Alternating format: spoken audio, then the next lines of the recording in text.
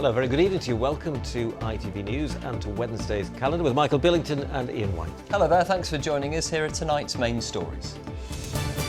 Life journey, we follow Pete McCleave on a 6,000-mile trip to find a stem cell donor who might help cure his blood cancer, with time running out. This is the moment where I can genuinely, if I get it right, that's when I can say I did all I could, because this is the best chance. It is, and I've known that from the get-go.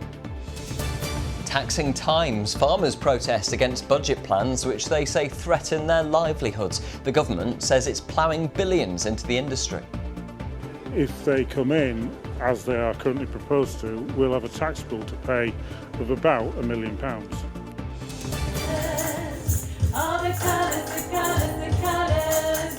Scales of success. The music teacher making a difference to her community in Leeds. And Liz's Legacy, a new exhibition, pays tribute to the teenage photographer whose life has inspired the nation.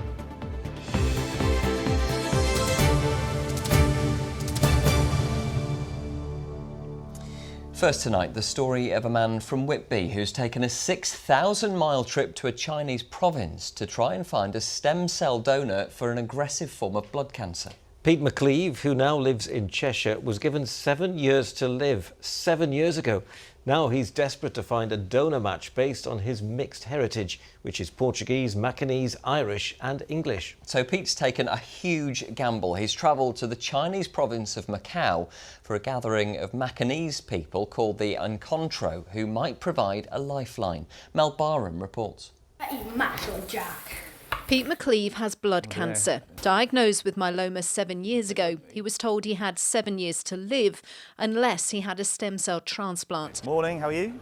But because of his mixed heritage, finding a donor has so far been fruitless, which is why he's travelling back to his ancestral home to chase the odds of finding a life-saving match.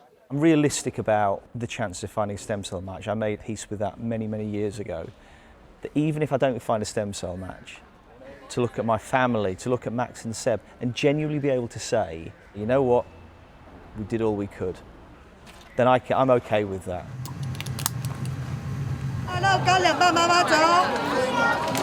Macau is the most densely populated place in the world. The former Portuguese colony, 40 miles from Hong Kong, is a country of contrasts. And it's precisely this mix of Chinese and Portuguese which has brought Pete here, that genetic mix that's hampered him finding a donor, and the one place on earth that could hold the key to saving his life. Even just walking through the airport, coming through customs into Macau, my whole mindset around the trip, it's not changing, but I'm sort of acknowledging there's much more to, there's a greater depth to it, and almost coming full circle back to the very first conversation with my consultant where he said, you should be okay finding a stem cell donor match because you're white European, and me looking at Jen and shaking my head, and we both knew full well it was never going to be that easy. Pete's grandmother, Lucilda Costa, was born here in Macau to a Chinese mother and a Portuguese father. She then married a man from Northern Ireland, which means Pete's heritage is a real mix. Peter.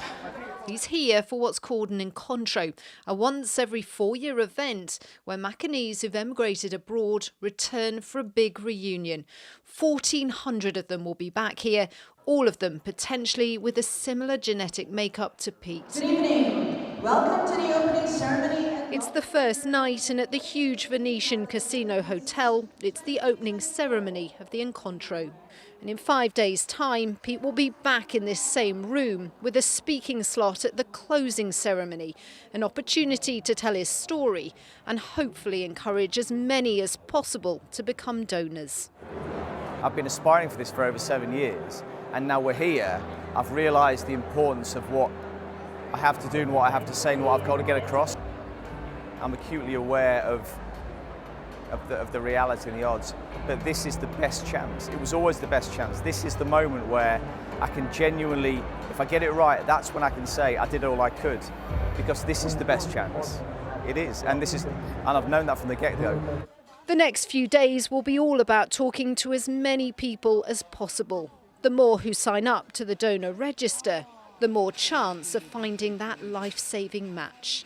Mel Barham, ITV News, Macau. And we'll continue to follow Pete's story on tomorrow night's calendar as he spends the week talking to those who may hold the key to saving his life. And follow him as he prepares for that big speech at the closing ceremony of the Encontro. Very best of luck to Pete. Next, the sound of tractor engines filled the streets of York today as the fallout continues over government plans to apply inheritance tax to agricultural assets worth more than £1 million. While farmers across the country joined their counterparts in our region, the Prime Minister today insisted farmers were getting government support. £5 billion is going into the industry over the next 2 years. But that hasn't stopped anger at what some farmers believe is a threat to their livelihoods. Ben Bason reports. Well, as you can see, this farmers' dispute has well and truly made its way into the heart of York city centre. It all started this morning at the York Livestock Centre, where there were speeches and more than 100 tractors set off on a route around the York Inner Ring Road. And it's fair to say it's caused a bit of traffic disruption. Some of the roads absolutely gridlocked. This, of course, is all in protest at the government's changes to the inheritance tax rules that would see farms that are worth more than £1 million subject to a 20% tax rate. Let's speak to Angus, who is a farmer near York. Angus, why are you here today? It's quite simple, really. The proposed changes to the inheritance tax have completely blown apart all our business plans. If they come in, as they are currently proposed to, we'll have a tax bill to pay of about £1 million. How strong is the strength of feeling amongst the farming community on this issue? It's absolutely huge. Government claims it will only affect 500 farms a year, less than 20% of farms. Actually, it's the opposite way around. You speak to any agricultural accountant, they'll tell you that 80 to 90% of their farming clients will be hit by this tax. Why should farms be different? To be taxed on your own home and taxed out of your own home, in effect. So a lot of people that say, well, you sell some land. Well, when the farm is in a ring fence, you cannot sell a field. You have to sell the lot. Okay, Angus, thank you very much indeed. Well, the government say that these changes are only going to affect around 500 farms. They also say that they've recently put millions of extra pounds of funding into the rural economy. But based on today, it looks like they're going to come under more and more pressure on what is proving a pretty controversial tax change. Ben Bason reporting there from York. Well, you're watching Wednesday night's calendar. Still to come on the programme before 6:30, how a local music teacher is transforming the lives of young people. Plus, Leeds United go top of the Championship for now, but can the Blades reclaim top spot after tonight's clash at Millwall? And we don't have the most inspiring weather conditions this week, but I have plenty of your fantastic photos to show a little later on. Join me then. But first, let's have a look at some more news from around the region. And a footballer from Leeds is recovering in hospital after suffering a suspected cardiac arrest in a match last night. Farnsley Celtic captain Lewis Turner was resuscitated on the pitch during their FA Trophy game at Gateshead. Farnsley posted later to say Lewis was conscious and talking and thanked the work of paramedics and medical staff. A former sub-postmaster from Chesterfield who was wrongfully jailed for theft after faults in the post office accounting system says he has no faith in the police investigation. Harjinder Butoi was wrongly convicted of stealing £200,000 from his post office in Sutton in Ashfield because of faults in the Horizon IT system. He's one of around 700 postmasters who are still waiting for justice from the investigation. The National Police Chiefs Council have announced 100 officers will support the criminal case, which began in 2020. Well, truthfully, I've been saying it since I cleared my name. I want someone charged, sent to prison the way they sent me. It really destroyed me. And probably a lot of other people out there. But I really want that to happen. But will that happen? I don't think it will. The family of a woman from Dronfield who was killed in a hit and run in Tenerife 2 years ago have made a fresh appeal for witnesses. Michelle Exton and her mum Anne were knocked down by a white van which had mounted the pavement. The 50-year-old suffered head injuries and died in hospital 4 days later. Her mum was also seriously injured. No arrests have been made in connection with the incident.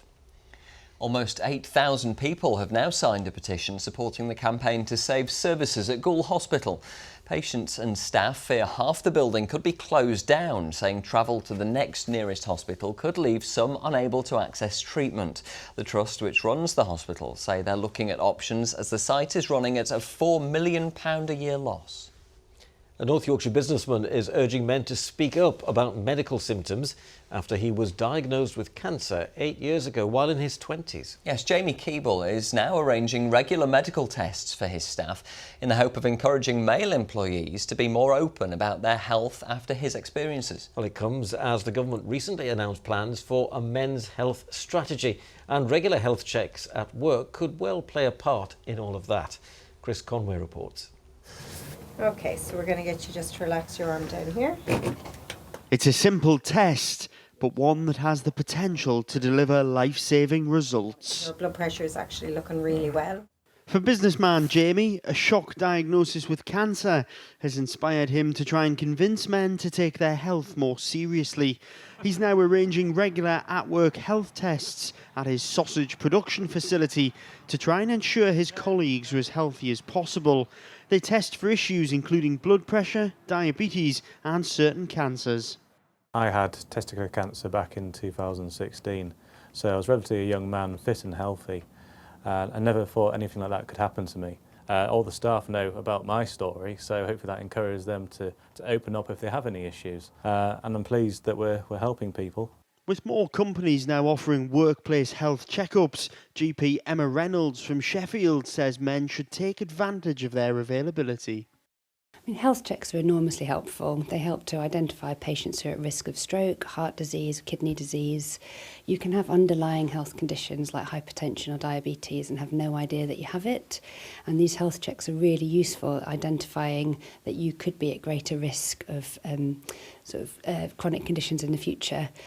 Back at Jamie's production facility, with the majority of the workforce tested, it's reignited the conversation amongst male staff about why some men still feel so uncomfortable when it comes to their health. If you have to think about it, you have to deal with it, and I think we've just got to overcome that. Like, stare it in the face and deal with it. From a sort of cultural point of view, we are brought up like men is tough. I think men in general tend to keep things bottled up and find going to the doctor, particularly about men's health, embarrassing, so they don't go. That feeling of unease has prompted the government to launch a first men's health strategy. The aim is to try and prevent the biggest health problems facing men, something Michelle feels will be aided by regular testing. There isn't one day when I'm at a business in one of the mobile units that something isn't picked up. So a simple test that might take 15 minutes can actually prolong their lives by years. A powerful and important message, one it's hoped can change the way men think and talk about their health. Chris Conway, ITV News. Oh, amazing. It has a real potential to make a massive difference to people's lives. Yeah. Now the ITV Evening News continues at 6:30. Here's a look at what's happening with Mary Nightingale. Coming up on the ITV Evening News, Sarah Sharif's stepmother and father are found guilty of murdering the 10-year-old. Sarah was found dead in a home in Surrey last August with dozens of injuries. The trial heard Sarah had suffered years of abuse with opportunities missed to help her.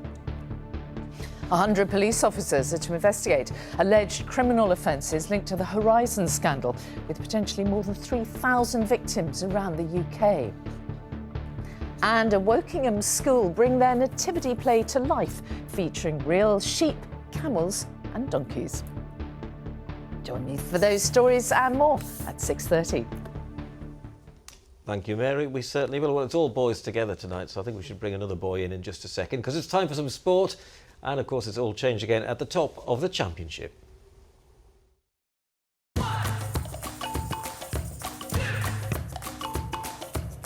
Xero Accounting Software sponsors ITV Regional Sports Report. I'd say gentlemen rather than boys. Chris is here. Yeah, I'd say that as well, yeah. A real gentleman. About him? Yeah, testosterone levels so high out there. We need to bring Kerry in soon, I think. Yes, just to give it a bit of a feminine touch. I think so, yeah. Leeds back at the top of the Championship. Yeah, a bit like Yorkshire Leapfrog at the moment, isn't it? I keep saying it. As you said, Leeds top after last night's win over Middlesbrough, but Sheffield United could overtake them with a win at Millwall this evening. Now, Blades boss Chris Wilder described Sunday's 2-2 draw at West Brom as the best result of their season so far, but he knows they'll need to be at or near their best to get a result tonight. You always get asked the question at Millwall, and yeah, we've had some good results there in the past. There's a couple that have not been so good, but always you get tested on every front, and we'll get tested on Wednesday night. There's absolutely no doubt about it. I think they will. Well, as mentioned, Leeds moved above the Blades last night with a 3-1 win over Middlesbrough at Ellen Road. With the scores level at 1 apiece, Dan James was put through and he finished in style to send the crowd wild. And the points were sealed in injury time when Leeds broke the offside trap and Brendan Aronson tapped in to an open goal. Meanwhile, Sheffield Wednesday manager Danny Rule was pleased with his team's performance despite a 1-0 home defeat to Blackburn. Now, 3 of our teams have progressed through to the last 16 of the EFL Trophy last night, all by the same 3-2 scoreline. Chesterfield beat Wigan, Dylan Marcandy with their winner. Bradford let slip a 2-0 lead at Stockport, but still went through thanks to this goal from Callum Kavanagh, his second of the night. And Hakeem Odoffin showed quick reactions to head what proved to be the winning goal as Rotherham got past Tranmere. And finally from me, the Leeds Rhinos have been spreading some festive cheer this afternoon to those less fortunate. Players from the club's men's, women's and netball teams visited the Children's Hospital in Leeds to hand out gifts and chat to patients and parents. 12-year-old Madison here has had 2 life-saving operations in the last 2 days after suffering a bleed on the brain. She won't remember this, we're hoping. So when she's awake we can say, look, the rhinos have been to see you. You can go home and tell your brother and sisters that you've seen them and they haven't, sort of thing. So yeah, that'll be nice keepsake for her as well, for everything she's been through. You just don't want to ever be in this position, so you feel for the parents. And yeah, like I say, I'm a person of public, public figure, and if I can come around and spread any sort of joy to people who need a bit right now, that's the least I can do. I'm hoping anything small, large is going to make that little extra difference and put a smile on parents' faces and kids' faces, and whatever we can do to help to just make it a little bit easier. Yeah, really emotional afternoon down at Leeds Children's Hospital today. Of course, we send Madison and all the children we've seen there our very best, don't we? Yeah, and you were there. Yeah, I was, yeah. It was really tough, really humbling, tough. Isn't it? Very humbling, yeah. But great what the Rhinos are doing, going around and chatting to the kids, the parents. You know, they really need that sort of thing this time of year, don't they? Absolutely. What they're going through. Yeah. Thanks, Chris. Thank you very much. Well, next tonight, the inspiring story of a music teacher from Leeds who became partially sighted while studying at university and has gone on to win a national award for her hard work and dedication. Yes, Catherine Sturman won the Inspirational Music Leader Award after setting up her own charity to help make the music industry more accessible and inclusive. Sarah Clark has more. Hitting the right notes with these young students, but also the judges at this year's Youth Music Awards, winner Catherine Sturman. It's in recognition for her work supporting families and being a disability advocate through her love of music. I was totally shocked and amazed. It was such an honour to be chosen amongst such brilliant nominees and grassroots projects from across the country. The 42-year-old, who's partially sighted, found solace in helping others after damaging her optic nerve over a decade ago. I founded this charity Made with Music that enabled me to continue working, but also worked with lots of people who were disabled around Leeds and West Yorkshire. Along the journey, we've met more and more people with more and more needs, and they just need tiny changes to feel included in music, and that's what we try to do. 11-year-old Cameron, who's non-verbal and has complex needs, loves the classes so much. He travels an hour with his grandma each week just to get here. It's absolutely brilliant for Cameron. There's nowhere like it. He loves music, he loves to sign, and these guys do both. You don't realise how difficult it is when you've got a child with special needs like Cameron. There's just nothing out there for him.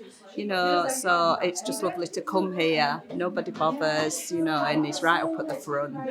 As well as early year classes, the charity holds fundraising gigs, hospital sessions and family support groups. I'm really proud of everything that Catherine does. She inspires me every time I work with her. I learn from her so much. She is so capable of so many things, and it's just really great that she's been acknowledged. But Catherine also finds inspiration in the people who attend. I get like little bits of inspiration from every single person that we meet every day. So I think we try to bring those little bits of joy out of everyone's lives. Over the years, thousands of families have benefited from the happiness these sessions bring, including the very young. Don't you agree? Sarah Clark, ITV News, Leeds. He's got a future in music, hasn't he? Certainly.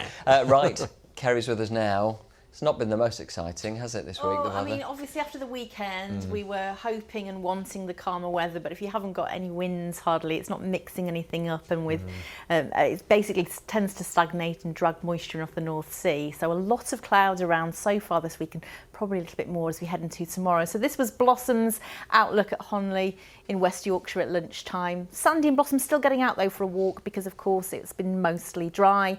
And look at this, a kingfisher at St Aidan's.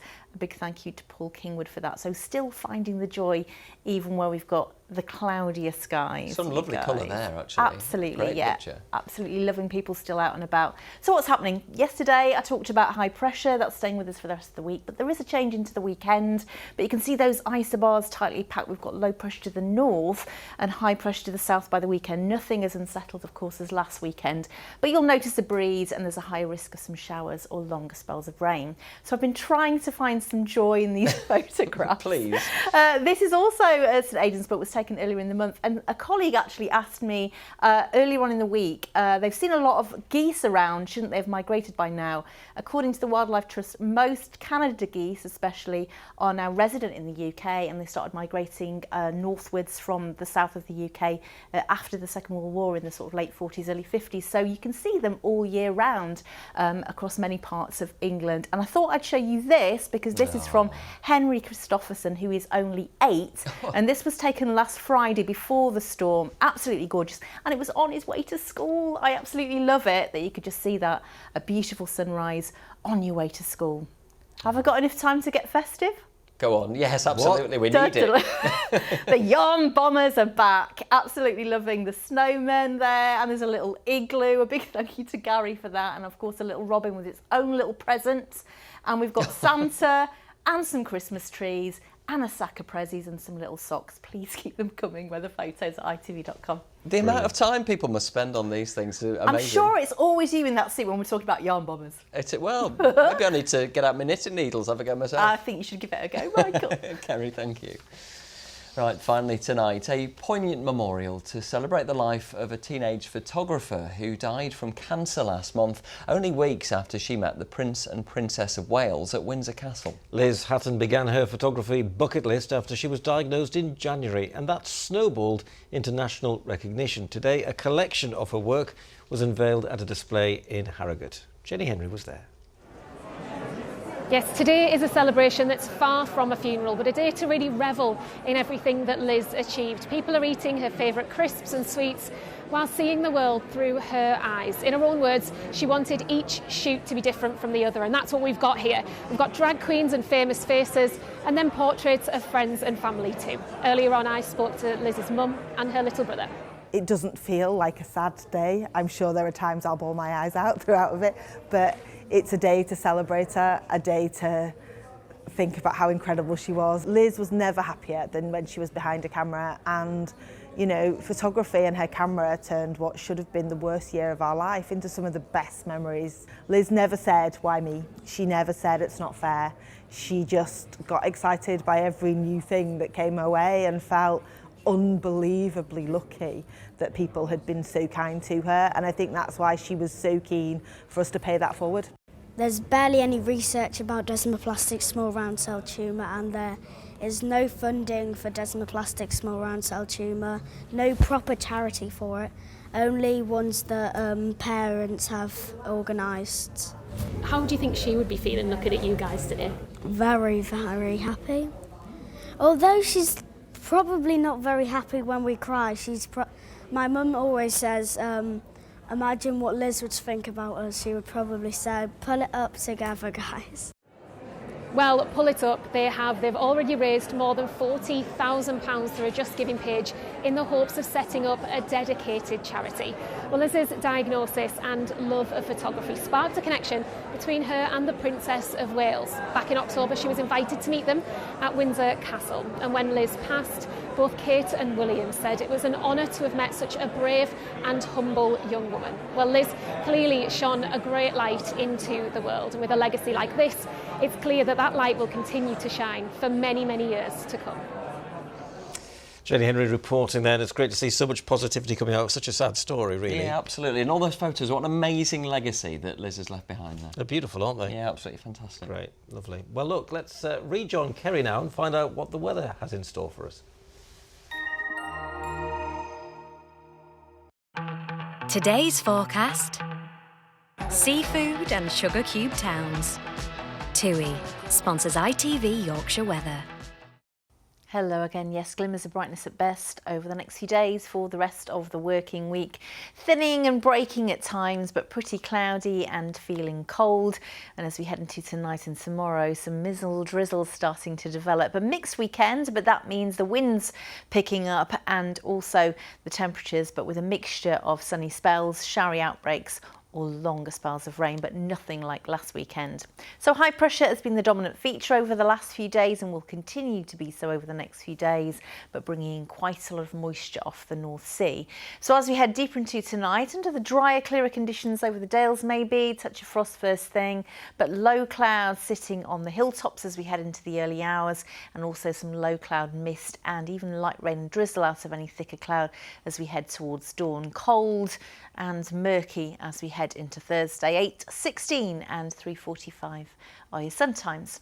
So tomorrow, not the best of starts. A pretty grey, damp start to the day, and out of any thicker cloud there will be some outbreaks of light rain and drizzle, albeit a mostly dry story. The winds continuing light and temperatures around average.